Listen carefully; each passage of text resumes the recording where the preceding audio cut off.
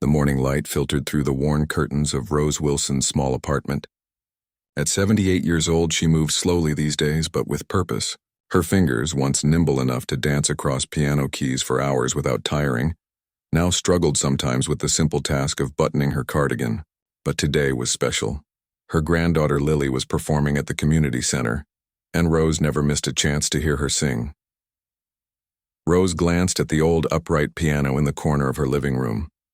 Sheet music sat neatly stacked beside a framed black and white photograph. A young woman with bright eyes and a confident smile, standing outside the National Opera House. That young woman had been Rose 50-some years ago, when possibilities stretched before her like an endless road. Tea first, Rose murmured to herself, shuffling to the kitchen. Her small apartment was filled with memories, pictures of students she had taught over 40 years, thank you cards and small tokens of appreciation. The wall above her dining table displayed dozens of newspaper clippings featuring her former pupils who had gone on to musical careers. None featured Rose herself. As the kettle whistled, her phone rang. Rose smiled, seeing Lily's name on the screen. "Grandma, you're still coming tonight, right?" Lily's voice bubbled with excitement. "Wouldn't miss it for the world, dear," Rose replied, lowering herself carefully into her kitchen chair. "The charity show's gotten so big. They're saying Brian Reed might be there to judge." Rose's eyebrows rose. Even she knew that name. Brian Reed was currently the biggest pop star in the country, with songs playing constantly on every radio station. "That's wonderful," Rose said, though privately she wondered if such a young man could properly appreciate the classical pieces some students would perform. "What time should I arrive?" "Doors open at 6, but come early so you can get a good seat. I saved you one in the front row." After hanging up, Rose sipped her tea and gazed at the piano again. She hadn't performed publicly since her husband Tom passed away 5 years ago. Teaching had been her life, guiding young talents while setting her own dreams aside. First for her mother, who fell ill, just as Rose was offered a scholarship to the conservatory. Then for Tom and their children. Then for the endless parade of students who needed her guidance. The afternoon passed with Rose preparing herself carefully. She chose her favorite blue cardigan, the one Tom had given her for their 40th anniversary, and a simple pearl necklace. Her white hair was arranged in a neat bun, and she put on just a touch of lipstick. Looking in the mirror, she could still see traces of the young woman who had once been called the voice of an angel by the director of the National Opera. Just an old lady now, she whispered to her reflection, but a proud one. The community center was bustling when Rose arrived. Parents, friends, and neighbors milled about, excited not just for the performances but for the chance to see Brian Reed in person. The yearly talent show had always raised money for music programs in schools, but never had it attracted this level of attention. Rose made her way through the crowd slowly, her cane tapping against the floor. She could hear snippets of conversation around her. "I can't believe Brian Reed is actually here. My daughter is so nervous to perform in front of him. I heard he's really critical of amateur singers." When she reached the front row, she found the seat Lily had reserved for her, marked with a small handwritten note. "For my biggest inspiration." Rose tucked the note into her purse with a smile. Backstage, she could see Lily peeking out from behind the curtain. At 22, her granddaughter had the same bright eyes Rose once had, the same passion for music. Lily had inherited Rose's voice too, though the girl didn't fully realize her talent yet. Rose waved, and Lily blew her a kiss before disappearing backstage again. The lights dimmed and the host walked onto the stage, a local radio personality who introduced himself with too much enthusiasm. "And we are thrilled to welcome our special celebrity judge tonight. You know him from his 3 platinum albums and worldwide tour, Brian Reed." The crowd erupted as a young man with perfectly styled hair and designer clothes strode onto the stage. He couldn't be older than 30, Rose thought. He had a handsome face, but something in his expression made Rose uneasy. A hint of boredom, perhaps, or entitlement. He flashed a practiced smile and waved at the audience. Thank you," he said into the microphone. "I'm always happy to support young talents. Who knows, maybe I'll discover the next big star right here in this little town." His emphasis on little wasn't lost on Rose, who frowned slightly. The performances began, young pianists, violinists, singers, all showcasing their hard work. Rose watched with genuine appreciation. knowing how much courage it took to perform in public. She found herself silently coaching from her seat, noticing when a young cellist rushed a difficult passage or when a pianist didn't give enough room for the music to breathe. Brian Reed, meanwhile, looked increasingly disinterested as the evening progressed. He scrolled through his phone during performances, whispered to his assistant, and offered only brief, generic comments afterward. When Lily took the stage to sing a piece from Puccini, Rose sat up straighter, her heart swelling with pride. Lily sang beautifully, her voice clear and true. When she finished, the audience applauded warmly. Rose wiped away a tear, but Brian merely nodded and said, "Nice, a bit old-fashioned, but nice." He glanced at his watch, making no attempt to hide his impatience. Rose felt a flash of indignation on her granddaughter's behalf. That old-fashioned piece was a masterwork that had stood the test of time, unlike pop songs that would be forgotten in a season. At intermission, Rose needed to stretch her legs and use the restroom. The lobby was crowded, people clustered around tables with refreshments. Standing in line, Rose found herself humming softly, a habit she'd developed over decades of teaching. The melody was from Ave Maria, a piece she had once performed to a standing ovation at the conservatory. Lost in memory, Rose didn't notice at first when the people around her quieted. She didn't see Brian Reed approach the refreshment table, his entourage following close behind. She didn't realize he had paused behind her, listening to her humming with a smirk forming on his face. It was only when she heard a snicker that Rose turned. Brian Reed stood just feet away, whispering something to his assistant while looking directly at her. The assistant laughed, not bothering to hide his amusement. "Is something funny?" Rose asked, straightening her shoulders despite the ache in her back. Brian's smile widened, but it didn't reach his eyes. "Just enjoying the pre-show entertainment," he said loudly enough for those nearby to hear. "Though I think the time for classic lullabies was about 50 years ago." A few people laughed nervously. Rose felt heat rise to her cheeks. "Music that touches the soul never goes out of style, young man," she replied quietly. "Is that what they taught back in your day?" Brian asked, his voice dripping with mock curiosity. "Fascinating. Maybe you should show us how it's done later. I'm sure everyone would love to hear what a seasoned performer sounds like." Before Rose could respond, he moved past her with his entourage, leaving behind the scent of expensive cologne and the sting of public humiliation.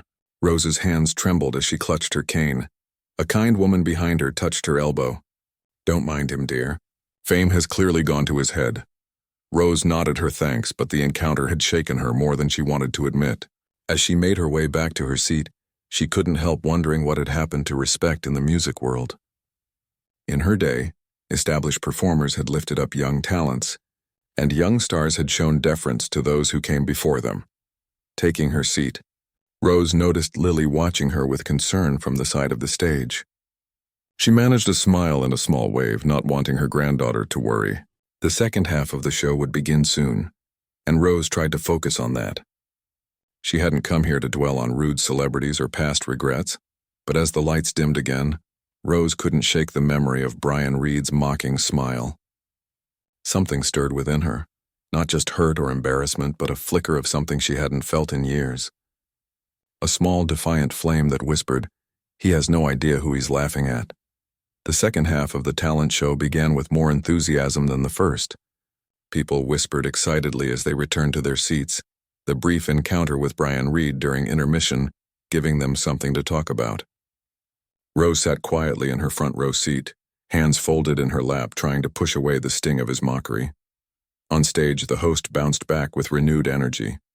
"Wasn't that an amazing first half, folks? Let's keep the talent coming. But first, I believe our special guest judge has something to say."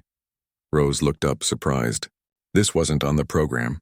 Brian Reed stood and took the microphone, his white teeth gleaming under the stage lights.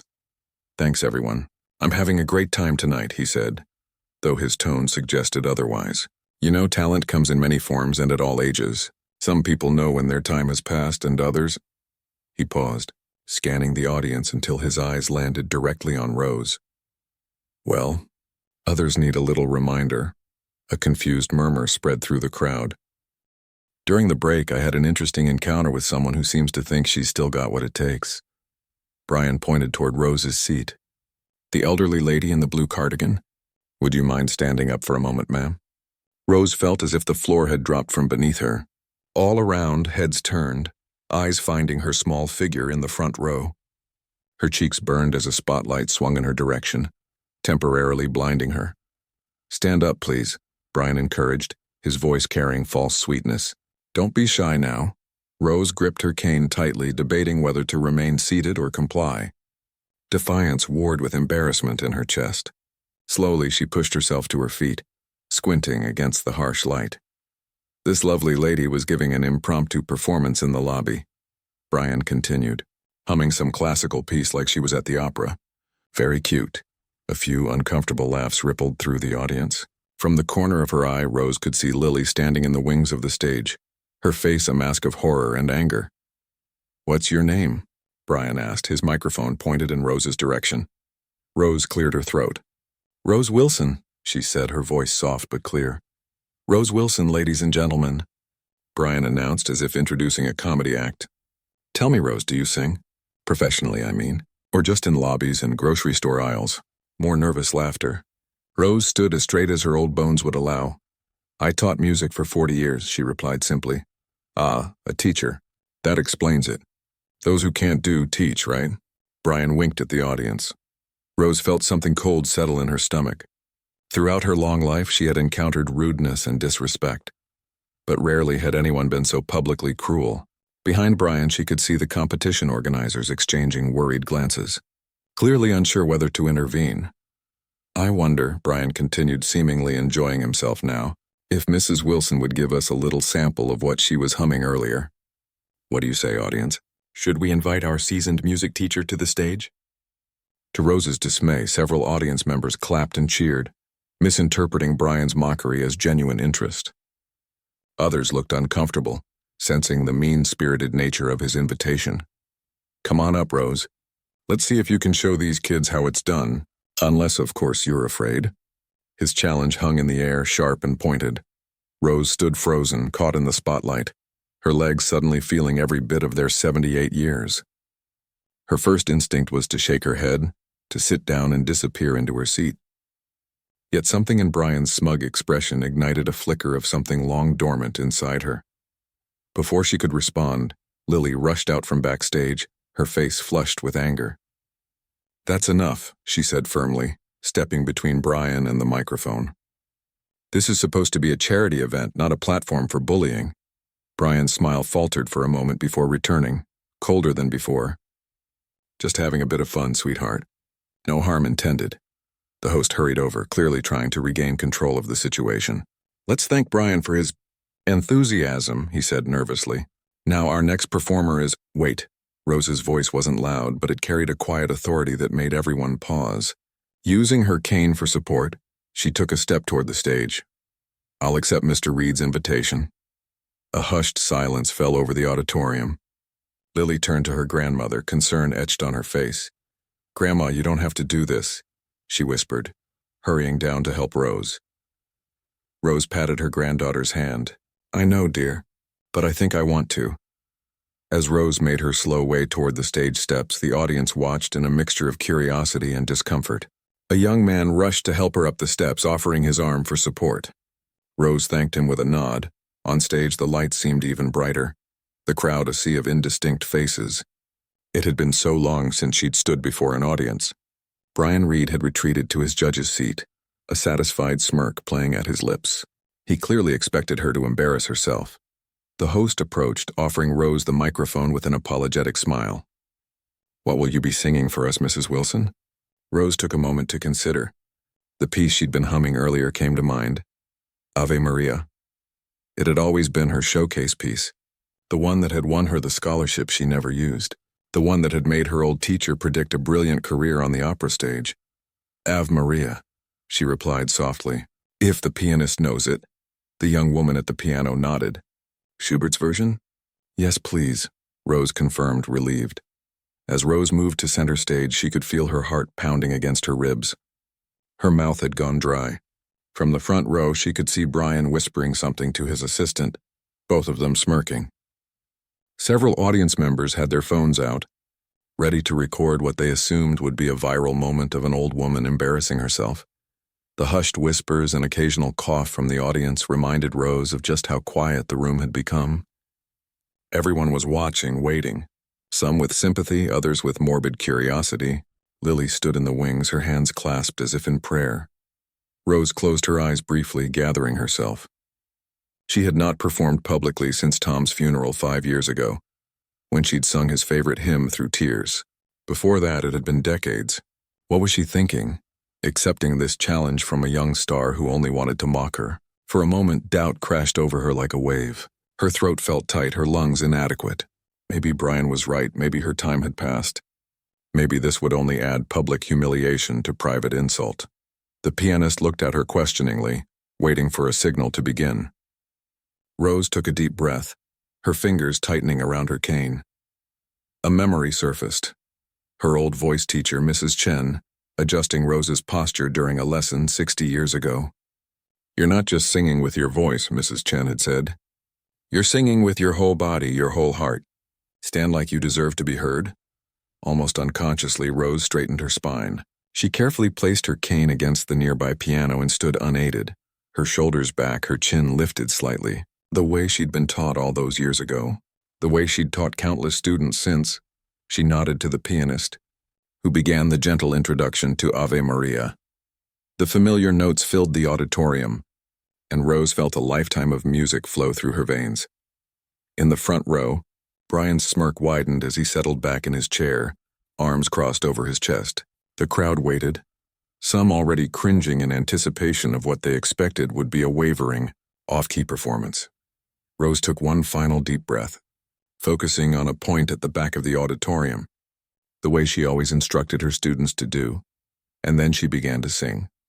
The first note that emerged from her lips was soft, almost hesitant, but pure. Perfectly pitched. The second note grew stronger. By the third, a visible shift had occurred in the audience. Phones lowered slightly. Smirks faded. Brian's confident posture faltered. Rose's voice climbed higher, gaining strength with each phrase. There was a slight raspiness to her tone now that hadn't been there in her youth, but it added a richness, a depth of emotion that only life experience could bring. As she reached the first crescendo, her voice filled the auditorium completely, soaring to the rafters with a clarity that belied her age. In the wings, Lily watched with tears streaming down her face, her hand pressed to her mouth in astonishment. The pianist, initially prepared to accommodate an amateur, now played with growing enthusiasm, following Rose's lead as she shaped each phrase with the skill of a true artist. The piece built toward its emotional peak, and Rose felt something break free inside her, decades of suppressed passion finding release in this moment. Brian Reed's face had transformed entirely.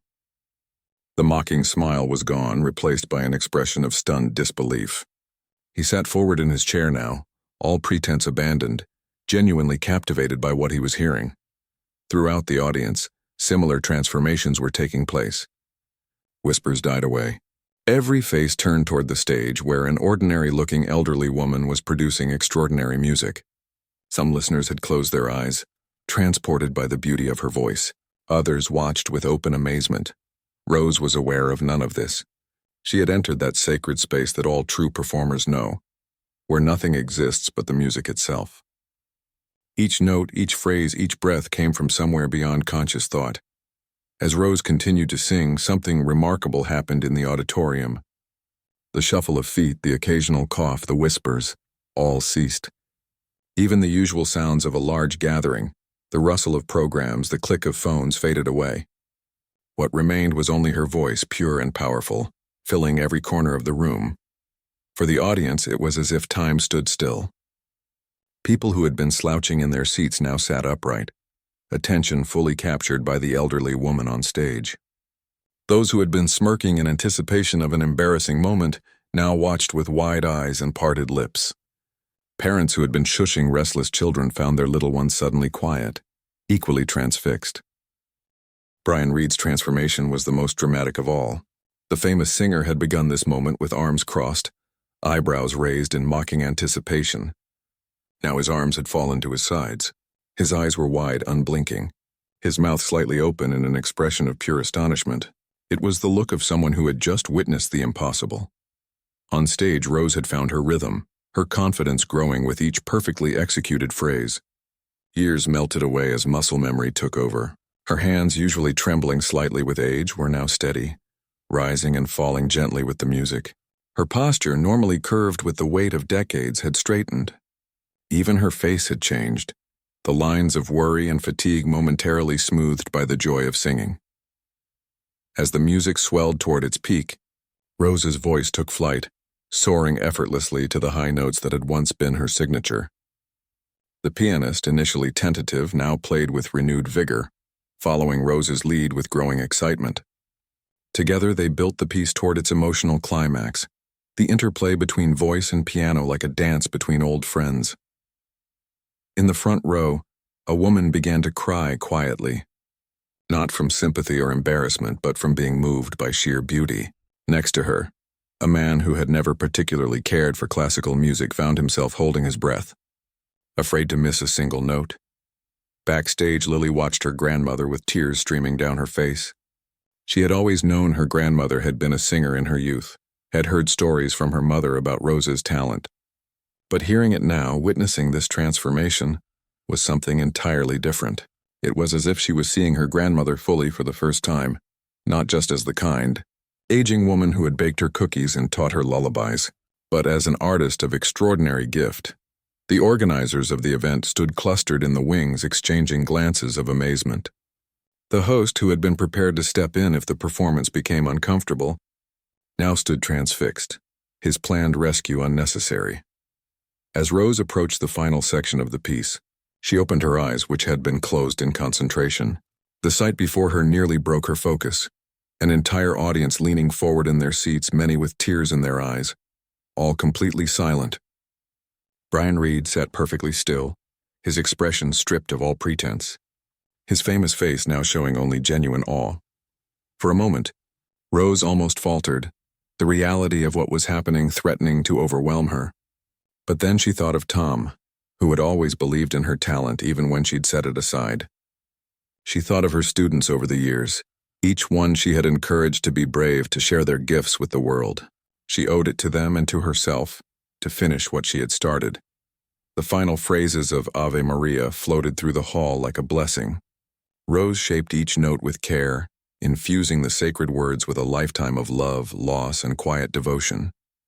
As she held the last note, pure and unwavering, time itself seemed suspended. The note hung in the air, shimmering like light on water before gently fading away. The silence that followed was profound. For several heartbeats, no one moved. No one even seemed to breathe. It was as if everyone present understood they had just witnessed something extraordinary. A moment when age and appearance and expectations had all fallen away, leaving only the essence of music itself. Then, from somewhere in the back, a single person began to clap. Another joined, then another. Within seconds, the entire audience was on their feet, applause thundering through the auditorium. Cheers and calls of bravo rang out. People who had never attended an opera in their lives found themselves shouting approbation in the traditional way of classical audiences. On stage, Rose stood blinking in surprise. The sound washed over her like a wave. Her eyes sought out Lily, who was applauding wildly from the wings, pride radiating from her tear-streaked face. For a moment, Rose felt lightheaded, the emotion and exertion catching up with her. The pianist stood and offered her arm, which Rose gratefully took. Together they bowed, the younger woman ensuring Rose was steady on her feet. The applause continued, showing no signs of dying down.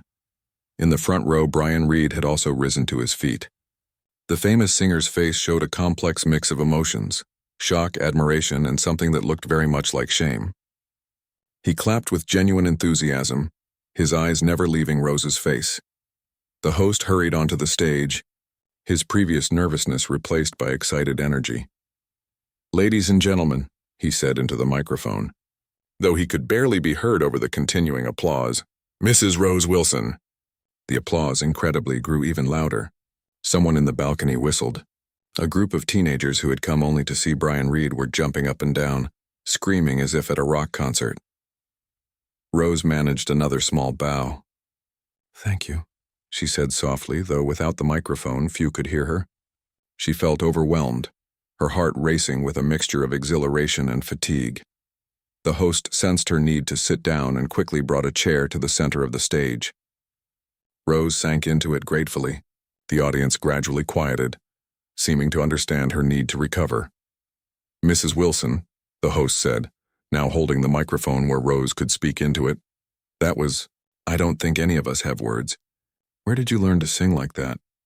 Rose took a deep breath, steadying herself. "I studied at the conservatory many years ago," she said, her voice surprisingly strong despite her exertion. "Before life took me in a different direction." "A different direction?" the host prompted. "Teaching," Rose replied simply. "I taught music to children for 40 years. A murmur of amazement ran through the crowd. The idea that such a talent had been hidden in classrooms for decades seemed almost impossible to grasp. From his seat in the front row, Brian Reed suddenly stood. Without waiting for an invitation, he walked up the steps to the stage. The host looked uncertain whether to stop him, but Rose gave a small nod indicating it was all right. Brian approached slowly, his usual swagger gone. When he reached Rose, he stopped, seeming unsure what to do next. The audience watched in curious silence. This unscripted moment had become the most compelling part of the evening.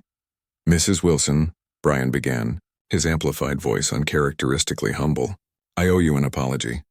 Rose looked up at him, her eyes clear and direct. "I was disrespectful," he continued. "I made assumptions based on—" he gestured vaguely. "Appearances, age." The audience was utterly silent now, witnessing something few had seen before. The notoriously arrogant Brian Reed apologizing publicly. "Where did you train?" he asked, genuine curiosity in his voice. "Westland Conservatory," Rose replied, "though that was a very long time ago." "But you never performed professionally?" "After training?" Rose shook her head. "Life happens," she said simply. "My mother fell ill just as I was offered a scholarship to continue my studies in Europe. Later I married, had children. Teaching seemed the practical choice. Do you regret it?" Brian asked, forgetting for a moment that hundreds of people were listening. Rose considered the question, her eyes drifting to where Lily stood in the wings. "No," she said finally. "I've had a good life. My students brought me joy. My family brought me love." She paused, then added with a small smile, "But I do miss singing for an audience. I'd forgotten how it feels." Something in her words seemed to touch Brian deeply. The famous singer, known for his carefully constructed public image, suddenly looked very young and somewhat lost. He nodded as if she had confirmed something he had suspected about his own career path. The host, sensing the emotional weight of the moment, stepped forward. "I think we can all agree that this has been an unexpected highlight of our evening," he said warmly. "Mrs. Wilson, would you be willing to sing one more song for us before we continue with our scheduled program?" The audience erupted in applause again, clearly in favor of the suggestion. Rose glanced at the pianist, who nodded enthusiastically. "If you don't mind an old woman taking over your show," Rose said with a hint of mischief. "I believe I remember how to sing Somewhere Over the Rainbow." As Brian Reed stepped back, still looking thoughtful, the pianist began to play the introduction to the beloved classic. Rose closed her eyes briefly, gathering her strength for one more performance. When she began to sing, her voice was gentler than before, but no less moving, carrying within it all the longing, hope, and quiet wisdom of her 78 years. The opening notes of Somewhere Over the Rainbow drifted through the auditorium, instantly recognizable to everyone present. Rose took a deep breath, her hands resting calmly in her lap as she sat in the chair provided for her. There was no need to stand for this one. This song was about intimacy, about sharing a dream rather than showcasing technical brilliance. When she began to sing, the quality of her voice was different from her first performance. Where Ave Maria had demonstrated her classical training and technical skill, this song revealed something else entirely. Her soul. Her voice carried the gentle warmth of a grandmother's embrace, the wistful longing of someone who had seen much of life, but still maintained hope for what lay beyond the rainbow. The audience settled into a different kind of silence, not the shocked stillness of her first performance, but a comfortable, collective exhale, as if everyone had agreed to breathe together. Parents pulled children onto laps, couples leaned against each other, and even teenagers, usually so determined to appear unaffected, dropped their carefully maintained expressions of indifference. Brian Reed had moved to the side of the stage, watching with an expression that had transformed completely from his earlier arrogance. He looked younger somehow, more like the boy he must have been before fame changed him. His eyes never left Rose, studying her technique certainly, but more than that, absorbing something he seemed to have forgotten about music itself. Halfway through the song, something unexpected happened. From the wings, Lily stepped quietly onto the stage. Without interrupting, she moved to stand behind her grandmother, placing a gentle hand on her shoulder. Then, as Rose reached the bridge of the song, Lily began to harmonize, her young, clear voice weaving around her grandmother's mature tones in perfect complement. Rose looked up in surprise but never missed a note. A smile spread across her face as she and her granddaughter continued the song together, their voices blending in that special way that sometimes happens with family, a genetic gift passed down through generations. The pianist, sensing the magic of the moment, adjusted her playing to support both voices, softening to allow the natural harmony to shine through. The song became a conversation between youth and age, hope and experience, dreams newly forming and dreams long held. In the audience, phones that had been recording now lowered, their owners seemingly understanding that some moments aren't meant to be captured but simply experienced. A few people wiped away tears, not bothering to hide their emotion. As the final notes of the song faded away, Rose reached up to squeeze her granddaughter's hand on her shoulder. The audience erupted once more, this time with a different quality to their applause. Less shocked amazement, more heartfelt appreciation. They rose to their feet again, but their standing ovation felt less like a reaction and more like a gift they were offering back to Rose and Lily. The host returned to the microphone, visibly moved himself. Ladies and gentlemen, I think we've all been reminded tonight of why we're really here. Not just to raise money for music programs, but to celebrate the power of music itself, across all generations. He turned to Rose and Lily. Thank you both for that beautiful moment. As Rose prepared to return to her seat with Lily's help, Brian Reed stepped forward again. He whispered something to the host, who nodded and handed over the microphone. If I could just say one more thing, Brian said, his usual polished delivery replaced by something more hesitant and genuine. Mrs. Wilson, Rose, you've taught me something important tonight. He paused, seeming to struggle with how to express himself. In my world, the world of commercial music, we're often focused on image, on trends, on what's new and what sells. Sometimes we forget what music is really about. The audience listened intently. No one had ever heard the famous singer speak this way before. When I started out, I was just a kid who loved to sing, he continued. Somewhere along the way, I think I lost touch with that. He gestured toward Rose. What we just witnessed wasn't about age or image or fame. It was about artistry in its purest form. He looked directly at Rose. Thank you for reminding me why I became a singer in the first place. Rose nodded, accepting his words with the same grace she had accepted his earlier mockery. There was no triumph in her expression, only a quiet understanding. As Lily helped her grandmother back to her seat in the front row, the scheduled program resumed. The remaining young performers took the stage one by one, but there was a noticeable difference in how they were received. The audience listened more attentively, applauded more generously. Brian Reed, too, had changed in his role as judge. He offered thoughtful comments, genuine encouragement, and when criticism was needed, delivered it with respect. Throughout the rest of the show, people kept glancing toward Rose in her front row seat. Some smiled at her, others simply looked at her with newfound respect.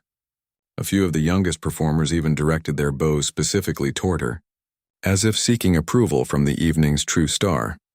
When the final scheduled performer had finished, the host returned to announce the winners. There would be scholarships awarded, opportunities to record, and other prizes. As he explained the judging criteria, he glanced at Brian, who was conferring with the other judges. Before we announce our winners, the host said, Brian Reed has asked to present a special recognition. Brian stepped forward, holding a small crystal trophy that had been intended for the first-place winner. He walked to the edge of the stage and looked down at Rose. Mrs. Wilson, would you join me on stage one more time? Rose looked surprised but allowed Lily to help her up the steps again. The audience applauded as she made her way carefully to center stage. This event is about nurturing young talent, Brian said, and we have many deserving winners tonight. But the judges and I feel that we would be missing something important if we didn't acknowledge what we all witnessed earlier. He turned to Rose. Your performance reminded everyone here of the timeless nature of true talent and the lifetime of dedication it represents. He handed her the crystal trophy, which caught the stage lights and scattered tiny rainbows across her blue cardigan. This is small recognition for 40 years of teaching, and for the gift you shared with us tonight. But please accept it with our sincere admiration. Rose looked at the trophy in her hands, then up at the famous singer who had mocked her just hours before. Thank you, she said simply. Then, with a hint of mischief in her eyes, she added, though I think you've learned that appearances can be deceiving. Brian laughed, a genuine sound free from his usual calculated charm. That's a lesson I won't forget. As the regular awards were presented to the young performers, Rose watched from the side of the stage, genuinely delighted for each recipient. When a shy young pianist received third place, Rose applauded enthusiastically, recognizing in the girl's tentative smile the same love of music that had shaped her own life. After the ceremony concluded, people began to gather their things and file out of the auditorium. Many paused to speak with Rose, some sharing stories of their own musical journeys, others simply wanting to express their appreciation for what they had witnessed. A few older audience members admitted they had sung in choirs or played instruments in their youth, but had given it up as impractical. Rose encouraged each one to reconsider, to find their way back to the music they had once loved. It's never too late, she told a man in his 60s who confessed he still had his father's violin in the attic. The music waits for us no matter how long we've been away. Journalists who had come to cover Brian Reed's appearance now clustered around Rose, asking about her background, her training, whether she would consider performing again. She answered patiently, though the evening's exertion was beginning to show in the slight tremble of her hands and the fatigue around her eyes. Noticing his grandmother's weariness, Lily stepped in. I think we should continue this another time, she said firmly. It's been a long evening. As they prepared to leave, a young woman approached with a business card. I'm from Gateway Records, she said. We'd love to discuss a recording project with you, Mrs. Wilson, something that captures your classical background but with contemporary appeal. Rose looked at the card, then at Lily, her expression a mixture of amazement and uncertainty. At my age? She asked. Age is clearly irrelevant when it comes to your talent, the woman replied. And there's an audience for authenticity. What you demonstrated tonight can't be manufactured or auto-tuned. Before Rose could respond, Brian Reed appeared at her side. You should consider it, he said quietly. But be careful about contracts. The industry can be, he paused, searching for the right word, complicated. Rose studied his face, seeing in it a complexity she hadn't noticed before, the wariness that came with success. Perhaps or regrets he wasn't ready to share. Thank you for the advice, she said. Perhaps you could tell me more about it sometime. A look of surprise crossed Brian's face, followed by a smile more genuine than any he had shown on album covers or magazine spreads. I'd like that, he said. He hesitated, then added, Actually, I've been thinking about a project. Something different from what I usually do. More meaningful. Lily looked between them, curiosity in her eyes. What kind of project? Brian glanced at Rose, then at Lily. A collaboration, maybe. Bridging generations through music. He shrugged, suddenly self-conscious. Just an idea. As they stood there in the nearly empty auditorium, the three musicians, one at the end of her career, one at the height of his, and one just beginning. Something new began to take shape between them. Not just the possibility of a recording or a collaboration, but a recognition of the thread that connected them despite their differences, the pure love of music itself. 3 months had passed since the night of the talent show. Rose sat at her kitchen table sipping tea from her favorite cup, the morning sunlight warming her shoulders through the window. Before her lay a newspaper, folded open to an article with the headline, Unlikely Musical Partnership Takes Nation by Storm. Beside it was a stack of letters, fan mail, her granddaughter called it, that arrived daily now. Life had changed in ways Rose could never have imagined. The video of her performance had spread across the internet within hours of that night. By morning, she had awakened to a ringing phone and Lily at her door, eyes wide with excitement showing her mother the millions of views on her phone screen. Within days, news outlets were calling for interviews, and that first tentative offer from the record company had been followed by several others. Rose smiled at the memory of how overwhelmed she had felt. At 78, she had assumed her life was settled into its final pattern: quiet days, weekly visits with family, the occasional lunch with former colleagues. Instead, she had found herself thrust into a whirlwind of activity that both exhausted and exhilarated her. The doorbell rang, pulling her from her thoughts. Rose stood carefully, her joints still stiff in the mornings despite the new exercises her doctor had recommended to keep up with her busier schedule. She made her way to the front door, already knowing who would be waiting on the other side. "Right on time," she said as she opened the door to reveal Brian Reed, casually dressed in jeans and a plain button-down shirt, a far cry from the flashy outfits he wore on stage. "I brought bagels," he said, holding up a paper bag. "And that tea you like." Rose stepped back to let him in, noting how different he looked from the arrogant young star who had mocked her just a few months ago. The change wasn't just in his more modest clothing or the absence of an entourage. It was in his eyes, clearer now, more present, and in the way he moved with less practiced swagger and more natural ease. "Lily called," Rose said as they settled at her kitchen table. "She'll meet us at the studio at 11. Brian nodded, setting out the food he'd brought. "Perfect. We should be able to finish the final mix today." He poured tea from a thermos into a second cup Rose had placed on the table. "How are you feeling about it?" Rose considered the question as she selected a bagel. "Nervous," she admitted. "But good nervous. Like before a recital back when I was a girl." Brian smiled at that.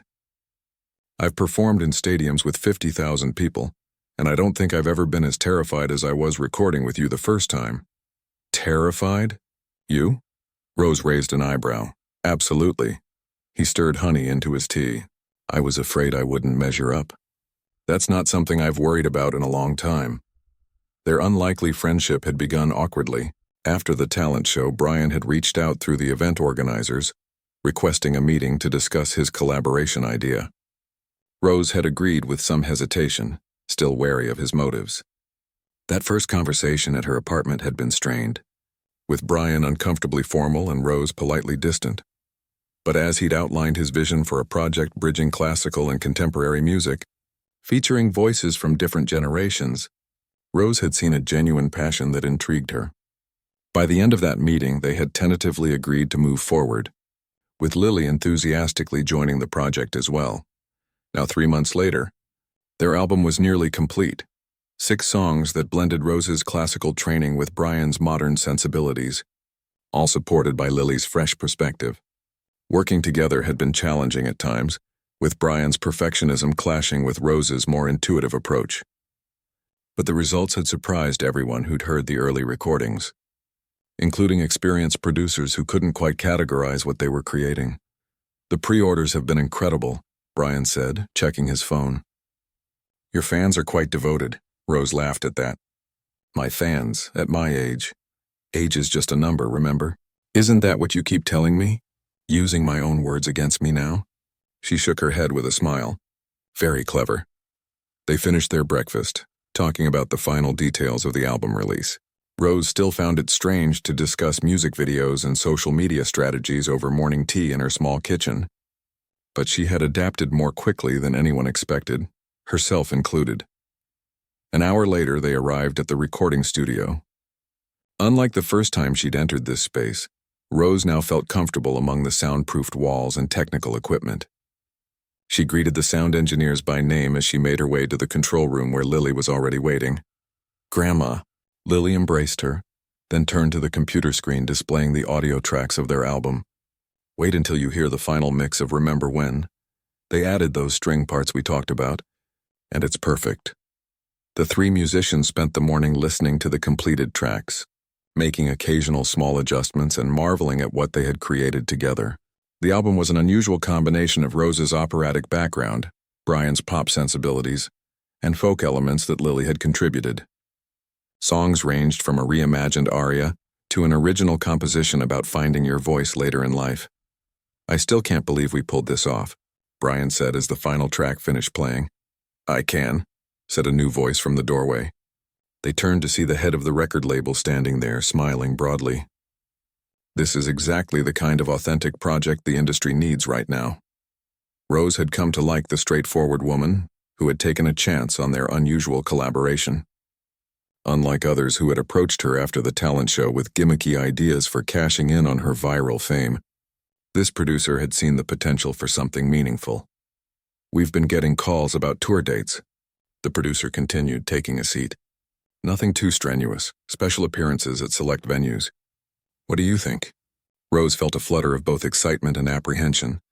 Performing again after all these years was one thing. Touring was quite another. She glanced at Lily and Brian, seeing the excitement in their eyes but also concern for her.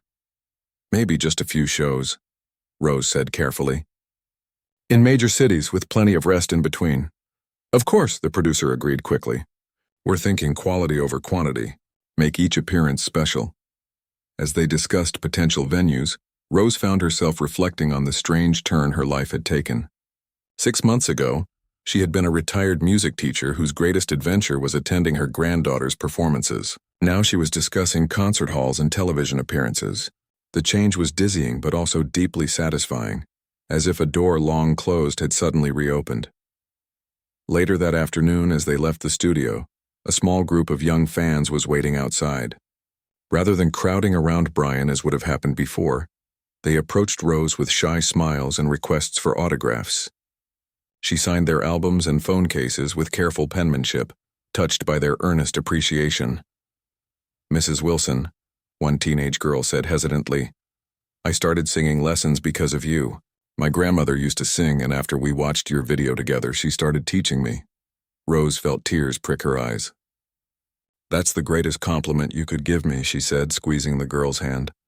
"Music is meant to be passed down, just like that." As they drove back to Rose's apartment, Brian was unusually quiet. Finally, as they parked, he turned to her. "I've been offered the lead role in a film," he said. "A musical drama. It would mean postponing my next album." Rose studied his face. "Is that something you want to do?" "I think so," he said. "It's a story about a singer reconnecting with why he started making music. Sounds familiar, right?" He smiled ruefully.